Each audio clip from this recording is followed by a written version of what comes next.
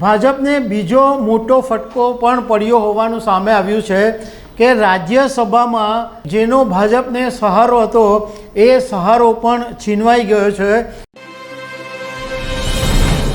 નમસ્કાર દર્શક મિત્રો, લોકસભા 2024ની ચૂંટણીમાં ભારતીય જનતા પાર્ટીને મોટો ઝટકો મળ્યો, કારણ કે બહુમતી મળી નહીં અને આખરે એનડીએના સહકારથી સરકાર બનાવવી પડી। હવે ભાજપને બીજો મોટો ફટકો પણ પડ્યો હોવાનું સામે આવ્યું છે કે રાજ્યસભામાં જેનો ભાજપને સહારો હતો એ સહારો પણ છીનવાઈ ગયો છે। એટલે ભાજપને લોકસભા અને રાજ્યસભા બંનેમાં ફટકા પડી શકે એમ છે। તો એના વિશે હું તમારી સાથે વાત કરીશ। મારું નામ રાજેશ શાહ છે અને તમે જોઈ રહ્યા છો ખબર છે.com।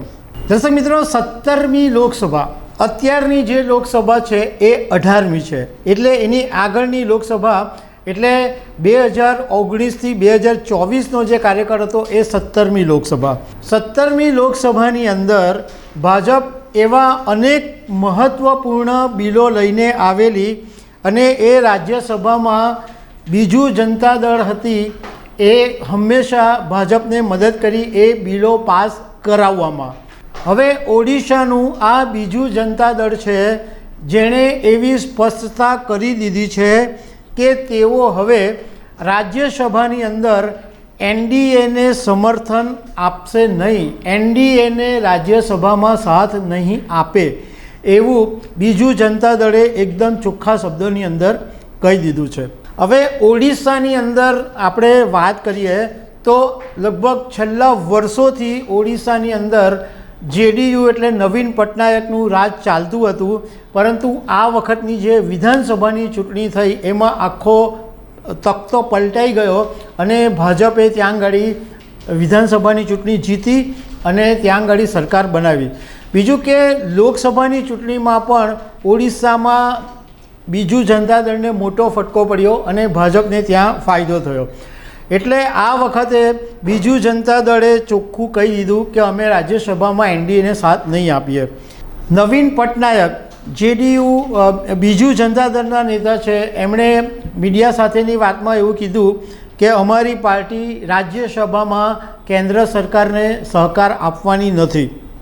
બીજું કે આ પહેલાં ભાજપને બીજો એક ફટકો ઓલરેડી પડી ચૂક્યો છે કે ગયા વખતે રાજ્યસભામાં જે વાયએસઆર કોંગ્રેસ સમર્થન કરતી હતી એણે પણ આ પહેલાં એવું કહી દીધું છે કે ન તો અમે ઇન્ડિયા ગઠબંધનને સહકાર આપવાના છે કે ન તો એનડીએને, અમે બધું આગળ પાછળનું વિચારી અને પછી અમે આખો જે હશે એ નિર્ણય લેશું એવું વાયએસઆર કોંગ્રેસે પણ કીધેલું છે। હવે રાજ્યસભાની જે નંબર ગેમ છે એ સમજવા જેવી છે। રાજ્યસભાની અંદર ટોટલ 245 સાંસદો હોય છે અને રાજ્યસભામાં કોઈ પણ એક બિલ જો પાસ કરાવવું હોય તો 123 સાંસદોનું સમર્થન હોવું જરૂરી છે। અત્યારે એનડીએની પાસે રાજ્યસભાની અંદર ટોટલ 106 સાંસદો છે, બરાબર। એટલે હવે જે 10 સીટ પર થોડા સમય પછી ચૂંટણી થવાની છે એમાં એક એવી શક્યતા છે કે ભાજપ 6 સીટોની ઉપર આ રાજ્યસભા બેઠક જીતી શકે એમ છે। એટલે તો પણ એમ માનીએ કે એનડીએ પાસે ઓલરેડી 106 છે અને બીજી 106 ધારો કે જીતી પણ જાય છે તો પણ 112 જેટલી બેઠકો એનડીએ પાસે રહે, મતલબ કે 11 બેઠકો એનડીએને શોર્ટ પડે। એટલે 100 જ્યારે પણ બિલ પાસ કરાવવાનું હોય તો 11 શોર્ટ પડે તો એ રાજ્યસભાની અંદર ભાજપને મુશ્કેલી ઊભી કરી શકે।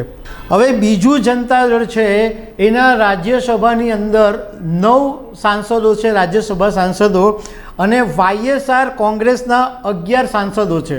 ગયા વખતની જે લોકસભા રાજ્યસભામાં હતું ત્યારે ભાજપને કોઈ પ્રોબ્લેમ નહીં હતો, કારણ કે બીજું જનતા દળના 9 અને વાયએસઆરના 11 એટલે ટોટલ 20 એમની સાથે હતા, એટલે એમને કોઈ મુશ્કેલી નહોતી આવતી। હવે આ 20 હાથ અત્યારે ખેંચી લીધેલા છે।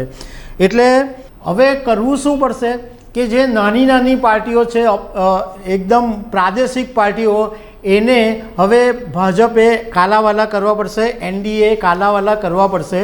આનો પ્રોબ્લેમ એ થશે કે હવે જ્યારે થોડા સમય પછી લોકસભા અને રાજ્યસભામાં જ્યારે ભાજપ ઘણા બધા એવા મહત્ત્વના બિલો લઈને આવવાની છે, જેમ કે વન નેશન વન ઇલેક્શનનું છે, UCCનું છે, આવા ઘણા બધા બિલો છે, એ પાસ કરાવવા ભાજપ માટે મુશ્કેલ પડી શકે છે.